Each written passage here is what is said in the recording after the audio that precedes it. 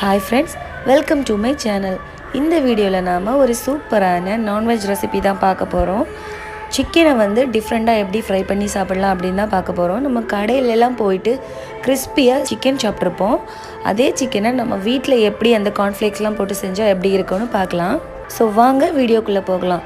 இதுக்கு ஒரு பவுல்ல நாம 100 கிராம் அளவுக்கு மைதா மாவு சேர்த்துக்கலாம். சேர்த்துட்டு இதில் 1 டீஸ்பூன் மஞ்சள் தூள், 1/2 டேபிள் ஸ்பூன் அளவுக்கு மல்லித்தூள், 1/4 டேபிள் ஸ்பூன் அளவுக்கு ஜீரகத்தூள், அப்புறமா இதில் 1/2 டேபிள் ஸ்பூன் அளவுக்கு மிளகாய்த்தூள் சேர்த்துக்கலாம். உங்களுக்கு காரம் அதிகமாக வேணும்னா கூட கொஞ்சம் சேர்த்துக்கலாம். இப்போ இதில் நாம் 1/2 டேபிள் ஸ்பூன் அளவுக்கு கரம் மசாலா சேர்த்துக்கலாம். சேர்த்துட்டு இதில் தேவையான அளவு உப்பு சேர்த்துக்கலாம். நான் வந்து 1/2 டீஸ்பூன் சேர்த்துருக்கேன். சேர்த்துட்டு இதை நல்லா நம்ம மிக்ஸ் பண்ணி விட்டுடலாம். பாருங்கள், இந்த மாதிரி நல்லா மிக்ஸ் பண்ணி எடுத்துக்கலாம். இப்போ இதில் நாம் கொஞ்சம் கொஞ்சமாக தண்ணி விட்டு ஒரு பேஸ்ட் மாதிரி வர அளவுக்கு மிக்ஸ் பண்ணி எடுத்துக்கலாம். பாருங்கள், ரொம்ப வந்து தண்ணி ஆக்கிட வேண்டாம். ஸோ ஓரளவுக்கு பேஸ்ட் மாதிரி இருக்கிற அளவுக்கு நம்ம எடுத்துக்கலாம். இப்போ 1 டேபிள் ஸ்பூன் அளவுக்கு இஞ்சி பூண்டு விழுது சேர்த்து இதையும் அது கூடவே சேர்த்து நல்லா மிக்ஸ் பண்ணி எடுத்துடலாம். இப்போ நான் 1/2 கிலோ அளவுக்கு சிக்கன் எடுத்து வச்சுருக்கேன். அதை நல்லா வாஷ் பண்ணிவிட்டு இந்த மாதிரி சின்ன சின்ன பீசஸாக கட் பண்ணி எடுத்துருக்கேன். இதை இப்போ நாம் அந்த பேஸ்ட்டில் சேர்த்துடலாம். சேர்த்துட்டு நல்லா மிக்ஸ் பண்ணி இதை ஒரு 10லேருந்து 20 நிமிஷத்துக்கு நல்லா ஊற விட்டுறலாம். இப்போ ஒரு பவுலில் 1 கப் அளவுக்கு மைதா மாவு சேர்த்துக்கோங்க. சேர்த்துட்டு இதில் 1 டீஸ்பூன் அளவுக்கு மிளகாய்த்தூள், 1/2 டீஸ்பூன் அளவுக்கு மிளகுத்தூள், அப்புறமா 1 டீஸ்பூன் அளவுக்கு உப்பு, இவ்வளோத்தையும் சேர்த்து நல்லா மிக்ஸ் பண்ணி எடுத்துடலாம். பாருங்கள், இந்த மாதிரி நல்லா மிக்ஸ் பண்ணி எடுத்துக்கோங்க. இதில் தான் நம்ம வந்து சிக்கனை கோட் பண்ணி எடுக்க போகிறோம். இப்போ சிக்கன் வந்து நல்லாவே ஊறிடுச்சு. இப்போ நம்ம ரெடி பண்ணிடலாம். ஸோ நம்ம எடுத்து வச்சுருக்க மாவு, அப்புறமா ஒரு பவுலில் வந்து கொஞ்சமாக தண்ணி எடுத்து வச்சுக்கோங்க.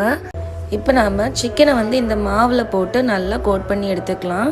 நம்ம எடுத்து வச்சுருக்க சிக்கன் பீசஸ் எல்லாத்தையுமே இந்த மாதிரி ஒரு தடவை இந்த மாவில் கோட் பண்ணி எடுத்து வச்சுக்கலாம். இப்போ நம்ம ஒரு தடவை மாவில் கோட் பண்ணி எடுத்துட்டோம்.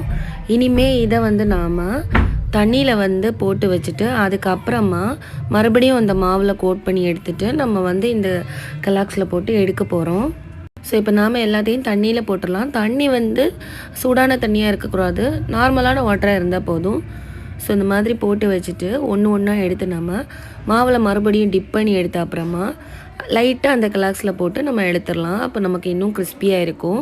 இந்த மாதிரி கலாக்ஸ் யூஸ் பண்ணாமலே நம்ம கிறிஸ்பியாக செய்ய முடியும். அந்த ரெசிபிலாம் நம்ம சேனல் ஆல்ரெடி நான் போட்டிருக்கேன். உங்களுக்கு வேணும்னு நினச்சிங்கன்னா டிஸ்கிரிப்ஷனில் லிங்க் கொடுக்குறேன், அதில் பார்த்துக்கோங்க. இப்போ இந்த கிளாஸில் நம்ம லைட்டாக இந்த மாதிரி டிப் பண்ணி எடுத்துக்கலாம். பாருங்கள், நம்ம வந்து இது வாங்கும்போது முழுசாக தான் கிடச்சிருக்கும். லைட்டாக வந்து இதை வந்து நம்ம வந்து மிக்சியில் போட்டு கிரைண்ட் பண்ணி எடுத்துக்கலாம். இல்லை லைட்டாக வந்து நம்ம ஏதாவது ஒரு இடியோரில் வச்சு லைட்டாக மேலே அந்த பேக்லேயே வந்து லைட்டாக வந்து நம்ம இடித்து எடுத்துக்கலாம். இப்போ ஸ்டவ் ஆன் பண்ணிட்டு ஒரு பேனில் எண்ணெய் சேர்த்துக்கோங்க.